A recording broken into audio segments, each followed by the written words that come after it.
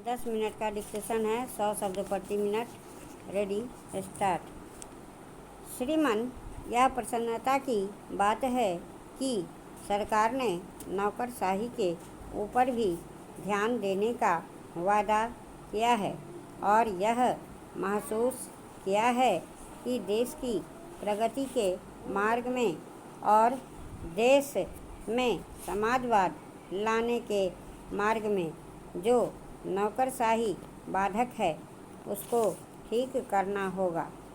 उद्योगों के संबंध में सरकार मजदूरों के साथ सलाह मशवरा करना चाहती है ताकि देश में समाजवाद लाने की दिशा में ठोस कदम उठाए जा सकें। श्रीमान, सरकार ने बीमा का जो राष्ट्रीयकरण किया उसके लिए सरकार बधाई की पात्र हैं।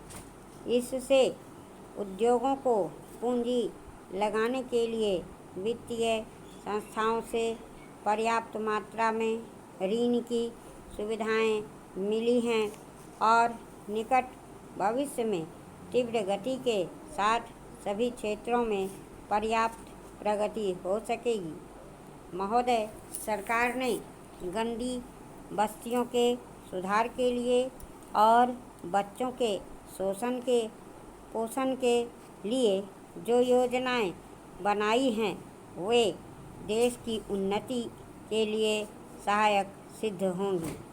साथ ही साथ पब्लिक स्कूलों में 25% स्थान योग्य उम्मीदवारों के लिए सुरक्षित किए जा रहे हैं, जो कि बहुत ही स्वागत योग्य कदम है। इसके द्वारा हम योग्यता और क्षमता के अनुसार देश के बच्चों को अवसर प्रदान करने जा रहे हैं। श्रीमान, पूर्वी बंगाल से जो लोग भारत में आए उनकी सरकार ने जो सहायता की है उसके लिए ही सरकार धन्यवाद की पात्र है।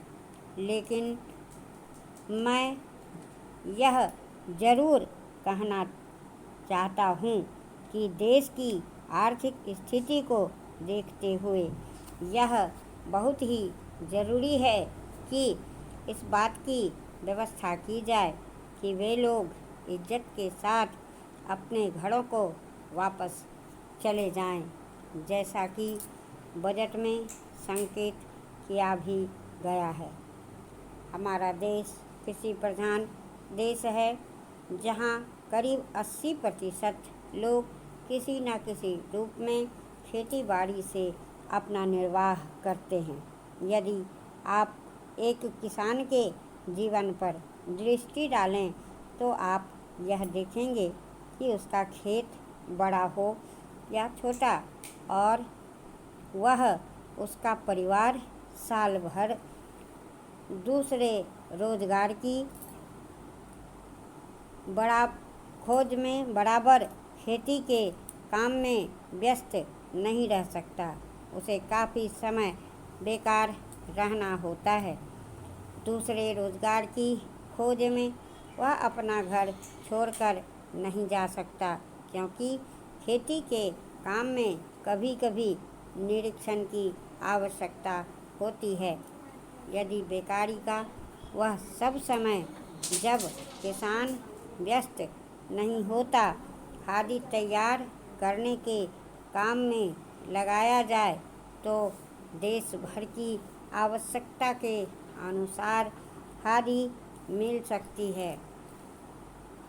ऐसी अवस्था में कोई भी कम मजदूरी का प्रश्न नहीं उठाएगा, क्योंकि यह काम तो ऐसे समय में किया जाएगा जो बिल्कुल खाली होगा। उस खाली समय में किसान कुछ न कुछ कमाएगा ही, और वह कमाई ऐसी भी नहीं कि उसका कुछ भी मूल्य ना हो।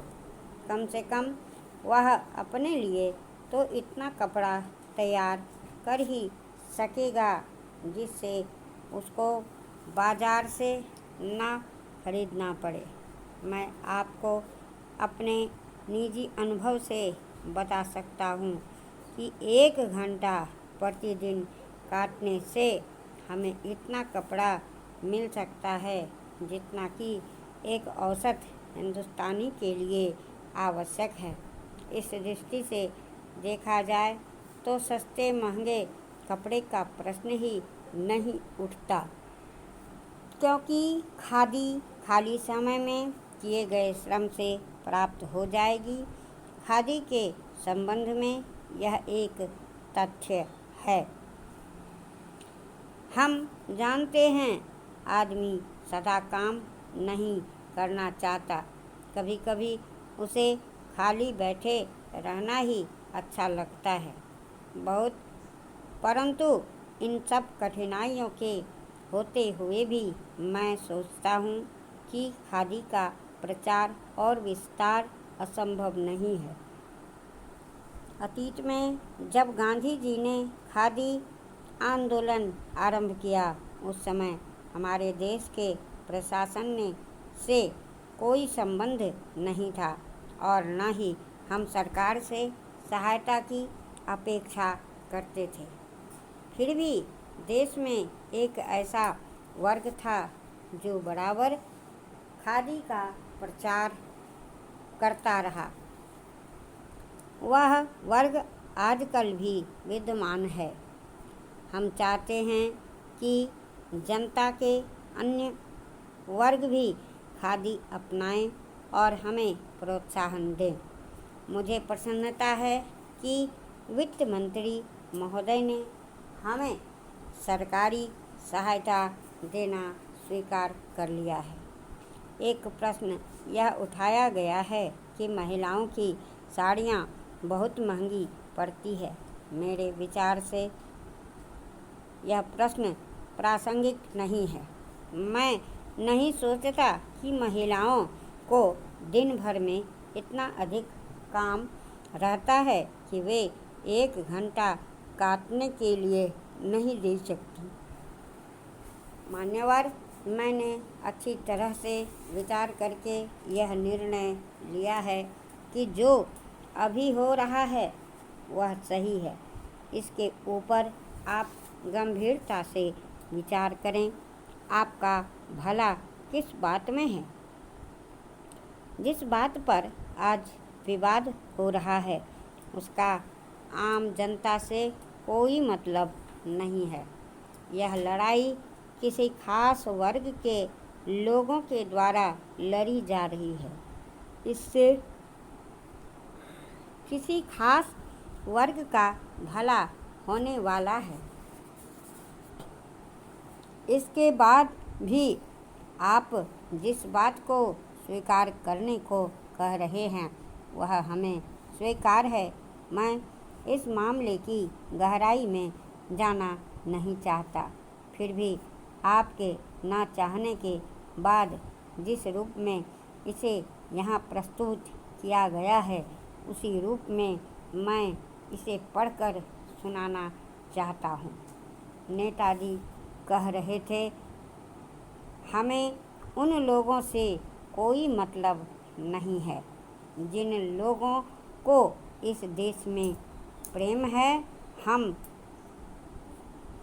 तो उन लोगों को यह बताना चाहते हैं जो इस देश में रहते हैं, खाते हैं और प्रेम किसी अन्य देश से करते हैं। देश की स्थिति कैसी भी हो, ये हमें अपने आधार को मजबूत करता है और सच्चा देश प्रेम सिखाता है।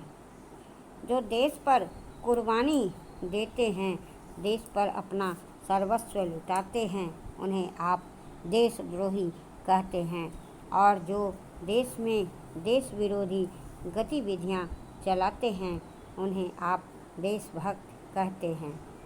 मैं आपसे सहमत नहीं हूँ। महोदय, आपने तो इतिहास पढ़ा है, आप इतिहास के जानकार हैं। आपको जानकर आश्चर्य होगा कि विदेशी लोग हमारे इतिहास की समीक्षा कर रहे हैं, जिन्हें हमारे इतिहास और धर्म के बारे में कोई जानकारी नहीं है